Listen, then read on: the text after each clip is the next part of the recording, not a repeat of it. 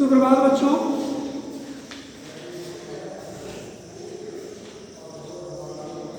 इससे पहले कि क्लास शुरू हो आप अपना अटेंडेंस बना लें।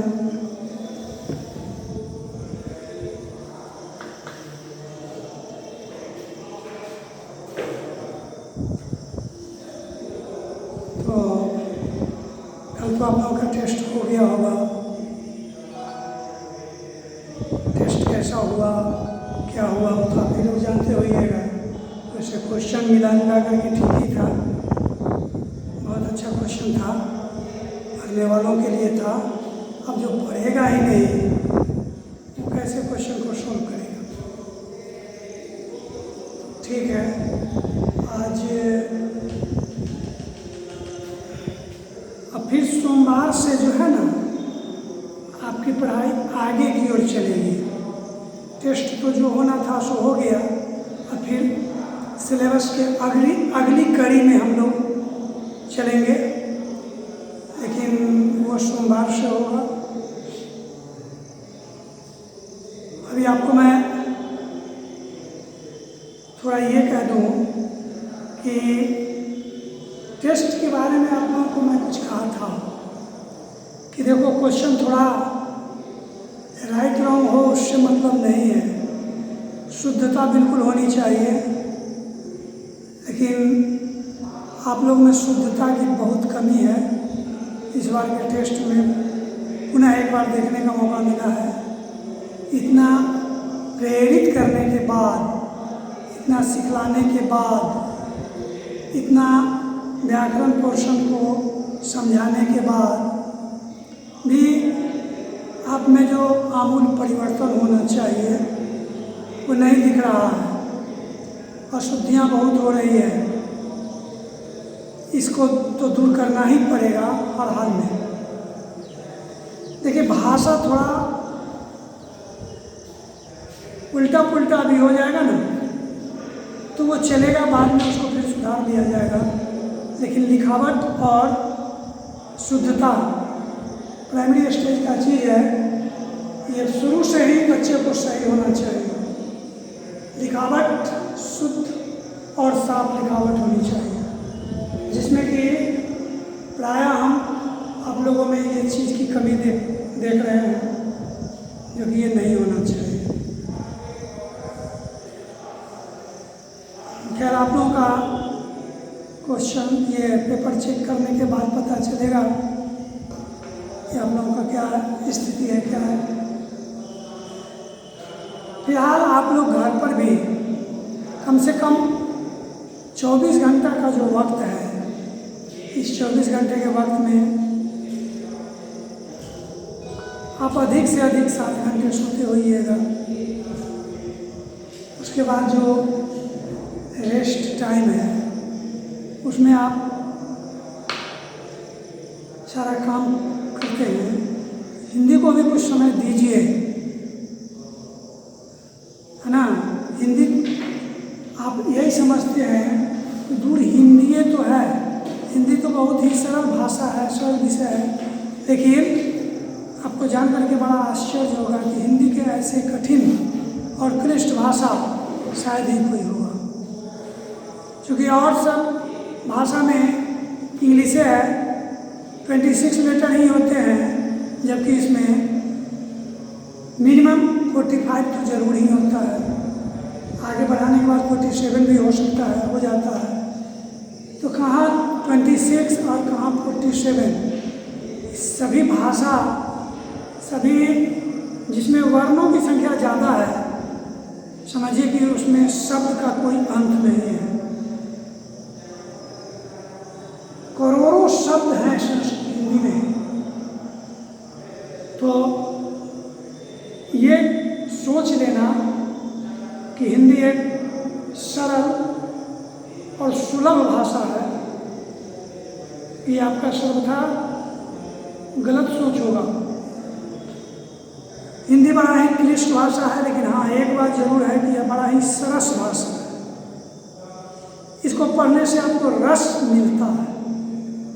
थोड़ा सा अगर हिंदी पर आप ध्यान दीजिए तो देखिए सभी विषय से ज़्यादा आपको हिंदी पढ़ने में मन लगेगा, क्योंकि हमारी ये राज्य भाषा है, राष्ट्रभाषा हिंदी है, तो बोलचाल की भाषा में लोग हिंदी का प्रयोग करते हैं। लोग समझते हैं कि हिंदी तो पढ़ने आइए गया, बोलने आइए गया, लेकिन आपकी बोली कहाँ तक शुद्ध है, कहाँ तक अशुद्ध है, ये आपको खुद पता नहीं है। इसलिए आप हिंदी पर विशेष ध्यान दीजिए भाई, और लिखावट बिल्कुल शुद्ध होना चाहिए। तीसरी बात यह है, घर पर बैठे रहिए और किसी टॉपिक पर आप सोचिए और उस टॉपिक पर अधिक से अधिक उसको व्याख्या करने का कोशिश कीजिए। जैसे मान लीजिए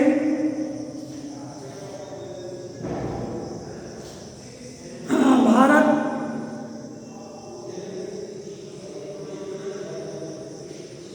की सैन्य शक्ति एक विषय है, शीर्षक है भारत की सैन्य शक्ति।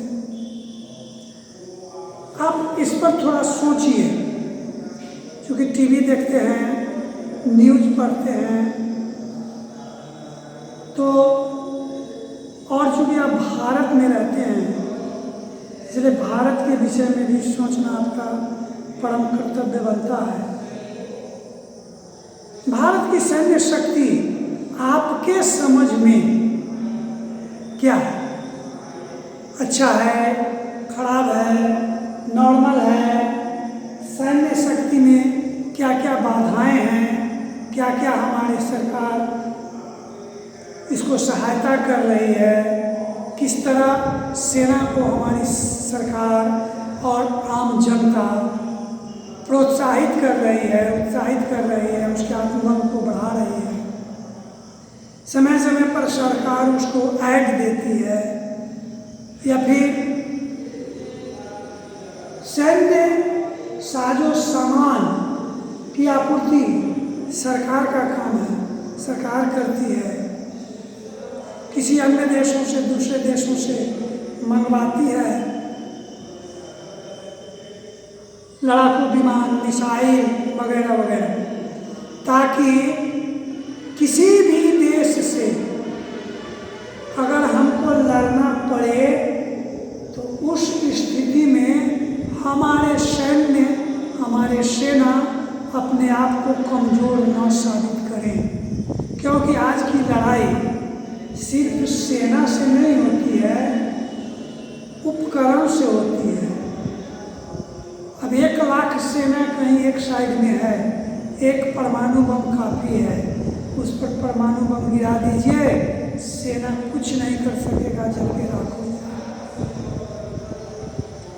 तो अति आधुनिक रडार, तोप, विमान, मिसाइलें, बम, ये सब जो है, ये सब का प्रबंध करना इस सरकार की दायित्व बनती है। ऐसा तो जरूर है कि अन्य देशों की अपेक्षा हमारे देश की जो सेनाएं हैं बहुत पावरफुल है, बहुत ही पावरफुल है। अगर ऐसी बात नहीं होती तो अभी अभी LOC पर है कि नहीं, जो अभी भिड़ंत हुआ उसमें भारत का 100 सैनिक और चीन का 400 सैनिक, लड़ाई जब शुरू हुई तो कितना हमारा सैनिक मजबूत है, कितना ट्रेंड है, इसका ज्वलंत उदाहरण वहीं पे मिलती है कि 100 सिपाही 450 सिपाहियों पर, सैनिकों पर भारी पड़ गया और भारत की 20 के 20 सैनिक मारे गए और चीन के लगभग 100 सैनिक मारे गए, जबकि हमारा सैनिक निहत्था था।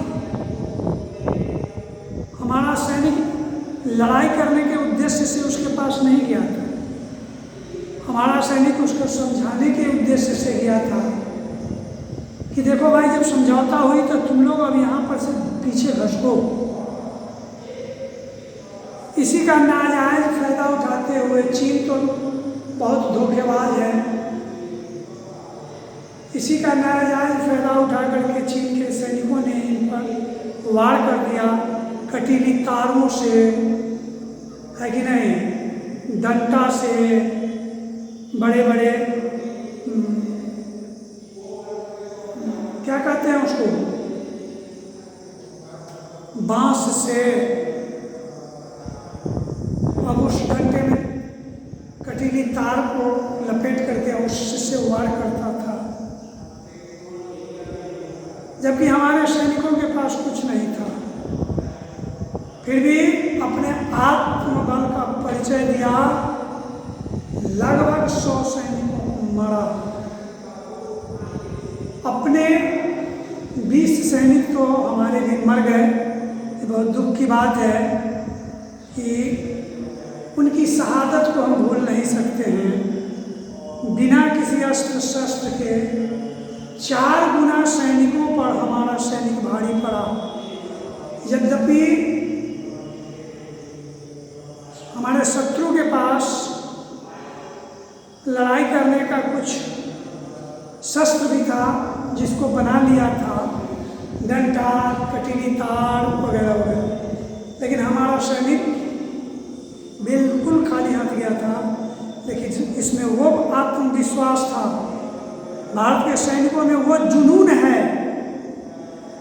कि जब लड़ने के लिए आगे बढ़ गया तो फिर पीछे घूम करके नहीं देखता है, मार दो चाहे मर जाओ। एक एक को सैनिक को इधर से घेटी पकड़ा, एक को इधर से घेटी पकड़ा, तब तक पकड़े दबाए रखा जब तक उसका घेटी नहीं टूट गया। घेटी तोड़ दिया, हटा दिया, फिर दूसरे को गया जाकर मारपीट कुछ नहीं। वो फैटा फैटी से बूझ रहा था कि फैटा फैटी से थोड़े मरेगा, बस सीधे जाए और 2 सैनिकों को जो है जो कि गला पकड़ करके दबा दे कस के, तब तक जब तक उसकी गला टूट न जाए। खेल खत्म, हटा दिया, कितने की रीढ़ की हड्डी तोड़ दिया, कितनों का गला तोड़ दिया। तो हमारे देश की सैन्य शक्ति जो है विश्व में अपना एक ऊंचा स्थान रखता है।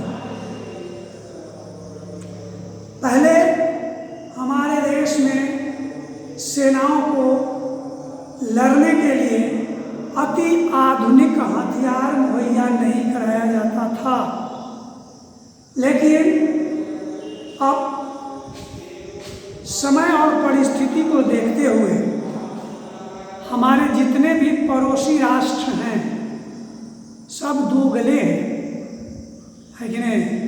क्योंकि पड़ोसी अगर तुम्हारा सही हो तो जीने का एक अलग आनंद मिलता है, और पड़ोसी तुम्हारा गलत हो जाए तो तुम्हारा भी जीवन नरक हो जाएगा, उसका तो है। वही चीन भारत के सीमा से 7 देश मिलती है, पाकिस्तान, चीन, म्यांमार, नेपाल, तिब्बत, भूटान वगैरह वगैरह, ये सब। लेकिन हमारा पड़ोसी पाकिस्तान हमारा जानी दुश्मन है, जबकि हम उसे अपना एक छोटा भाई मानते हैं, लेकिन वो मुझे अपना जानी दुश्मन मानता है। तो अब पूर्व का भारत नहीं है, अब नया इंडिया आ गया है, नया इंडिया है, तुम्हारे घर में घुस करके मारेंगे। ये रीति और नीति पर हमारा देश चल रहा है। इसके लिए हमें अति आधुनिक हथियार भी चाहिए। लड़ने के लिए जाओगे और हथियार की कमी होगी तो आप मात खा जाओगे। सरकार इस चीज़ को फॉलो की है, इस चीज़ पर ध्यान दी है और रक्षा सौदा में बहुत खर्च कर रही है। अभी भी S-40 लड़ाकू विमान जो रूस से आने वाला है वो चीन के लिए बड़ा ही भारी और घातक पड़ेगा। बहुत शीघ्र आने वाला है। तो हमारे सैनिकों की शक्ति कई गुना बढ़ जाएगी एक विमान आने से। तो कहने का तात्पर्य यह है कि हमारे पास शक्ति भी है, हमारे पास हमारे सेनाओं में ट्रेनिंग करने की जो क्षमता है, ऐसी ट्रेनिंग सेनाओं को किसी अन्य देशों में नहीं दिया जाता है। इतने विकट स्थिति परिस्थिति से हमारे देश के सैनिक ट्रेनिंग पीरियड में गुजरते हैं, वैसा अन्य देशों में नहीं होता। यही हमारी अपनी पहचान है। आज देखिए 1962 में जो युद्ध हुआ था चीन के साथ, तो चीन भारी पड़ा था इंडिया से। इसके पीछे कारण भी था, उस समय हम इतने सबल नहीं थे। उस समय कुछ पहले ही हमें अंग्रेजों से मुक्ति मिली थी, आज़ादी मिली थी, उसके दास्ता से हम मुक्त हुए थे। तो करीब 200 वर्षों से कोई देश हमारे देश पर राज्य कर रहा हो, तो क्या 2 वर्ष 4 वर्ष में हम सबल हो जाएंगे? नहीं हो पाएंगे। धीरे धीरे हम अपनी शक्ति बढ़ा रहे थे। इसी बीच चाइना हम पर वार करके हमारा बहुत सारा जमीन हड़प लिया। उस समय भारत के प्रधानमंत्री जवाहरलाल नेहरू जी थे। उन्होंने सोचा कि इस जमीन के कारण बहुत से जान के ऊपर खतरा हो जाएगा। चीन पूरा सबल है, हम निर्बल हैं, चीन से हम नहीं लोहा ले सकते हैं। इस उद्देश्य से भारत सरेंडर हो गया और आज भी चीन हमारा उस जमीन को दखल किया हुआ। यही गलतफहमी चीन को इस बार भी हुआ। इस बार भी वो सोचा क्या, जो हम थोड़ा और जमीन आगे बढ़ करके ले लेते हैं। लेकिन ये तो नया भारत है।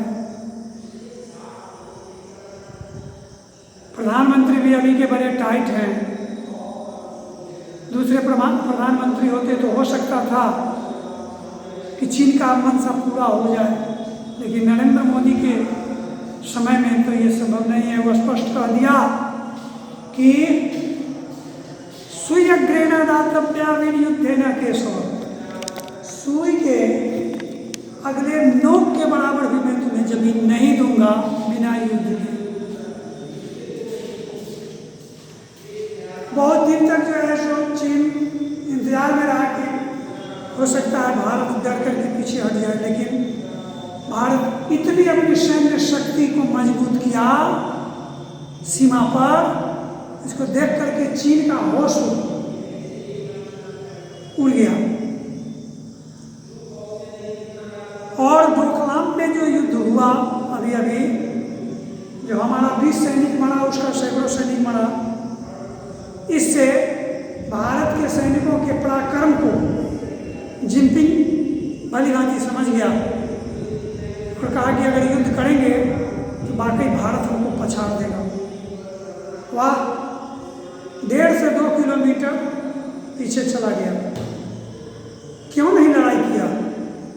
हमारे सैन्य शक्ति के नज़दीक उसका सैन्य शक्ति फीका पड़ गया। वो डर गया, जिनपिंग डर गया। वो सोचा क्या, ये भुड़की देंगे तो चीन के भुड़की से भारत डर जाएगा, लेकिन ऐसा नहीं हुआ इस बार। इस बार स्वयं उसको डर करके पीछे लौटना पड़ा।